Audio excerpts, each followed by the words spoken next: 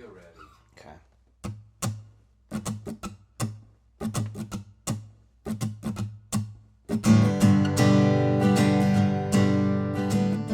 Welcome to the Marinade, a free-flowing conversation about the creative process with creative people.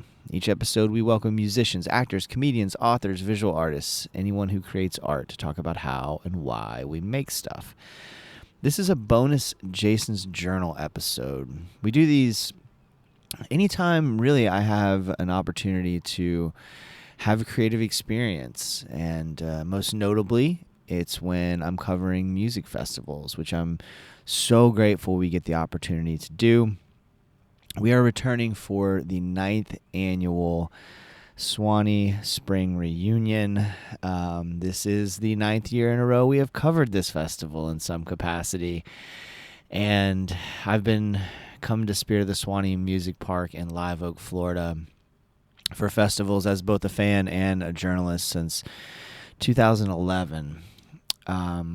Y'all, there is something magical about this place. I'm not the first person to say it. That's not the first time I've said it. But I'm telling you, there is a vibe around the park. I've been here 12 hours, I guess, a little more than that. That is a notch above even the incredible times that I've had here. I can't put my finger on it yet because I got in about 7 o'clock, maybe 6:30, because Jim Lauderdale was just going on 6:30 last night. So this is Friday morning. I set up camp Thursday night. Pretty seamless getting in here. They've got it down these days. This festival is just so chill. Everybody is professional, and they get the job done, and you get in and find a spot right away.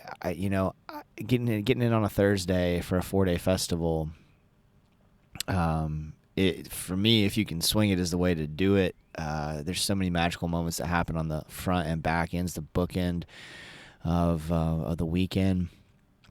And I was really pleasantly surprised that my little spot that I've claimed in the bird sanctuary, which is where I like to camp, was still open, because I did get there a little late on Thursday. But setting up camp was a breeze, and I didn't have any interviews lined up or anything last night, so I just kind of moseyed and got the lay of the land, figured out which food vendors I was going to hit over the next couple of days, and perused merch, and then got here finally got to the festival itself just about the time that Scythian went on stage. And this is a band my friend Stacy Barano turned me on to at the last Spring Reunion last year in 2025.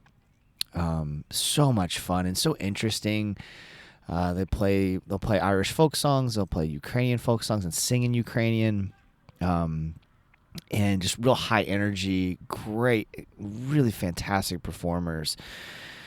And last night was no exception. Just had the crowd eating out of the palm of their hands, as they typically do. Just a truly wonderful way to kick it off for me. And then I moseyed over to the dance tent. Hattie and Joe Craven, who I've somehow never had the opportunity to meet. So Hattie and Joe, if you are listening to this, I would love to meet you. Just always bring it. And incredible musicians, great performers.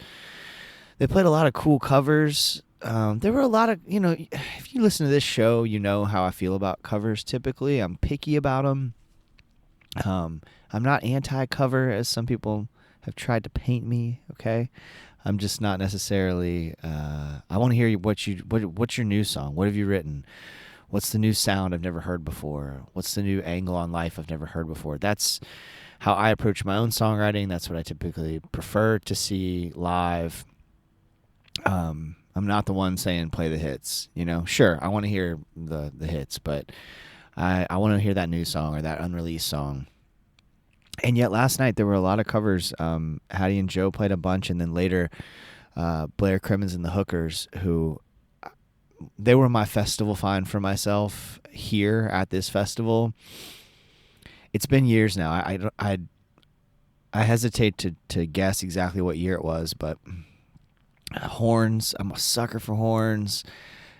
Blair is the consummate front man. Just the energy, the charisma, bringing everybody in. Even sound check. If you've ever been to a festival like this and you've caught somebody's sound check and you thought like, oh shit, this is gonna be fun. That's what it's like watching Blair Crimmins and the Hookers sound check, and then the live show again always brings it. So I'm really glad that the energy was where it was to start off the festival like that.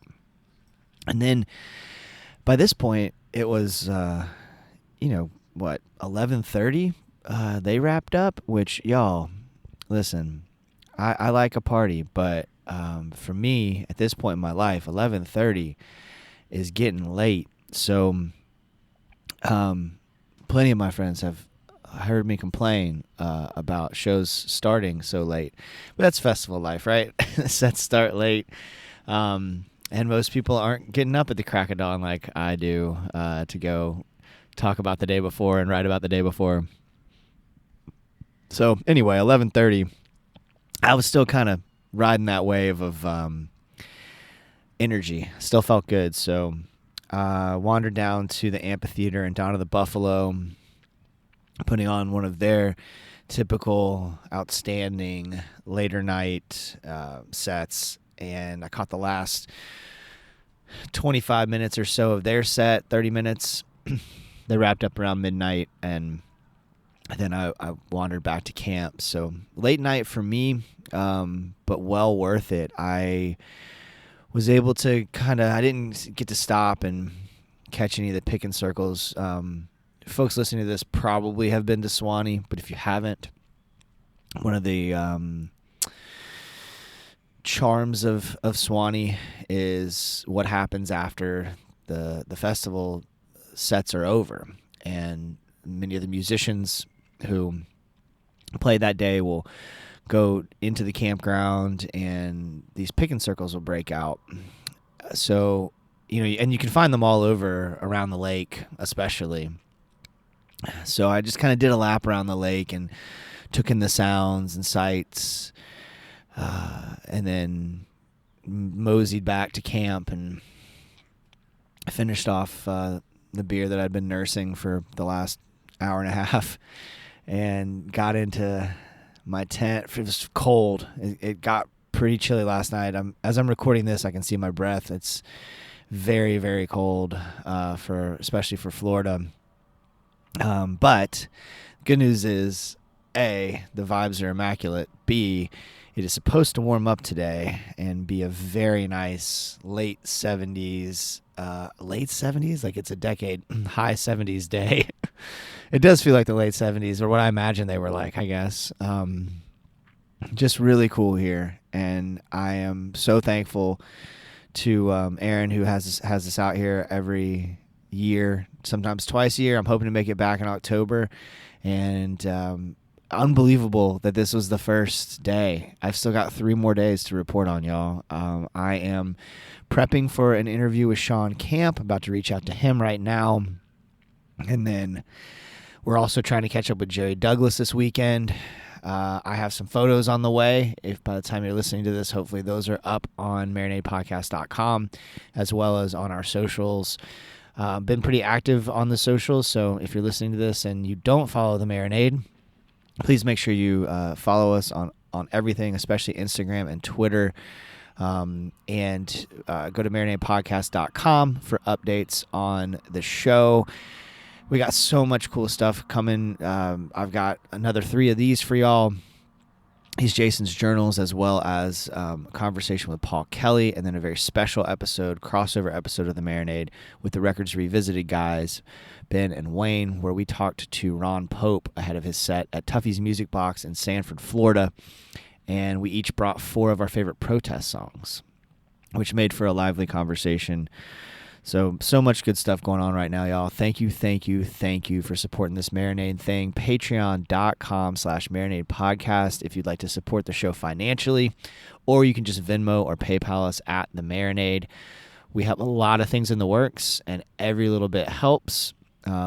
So again, and thank you. And until next time, go out and create something. Cheers, y'all.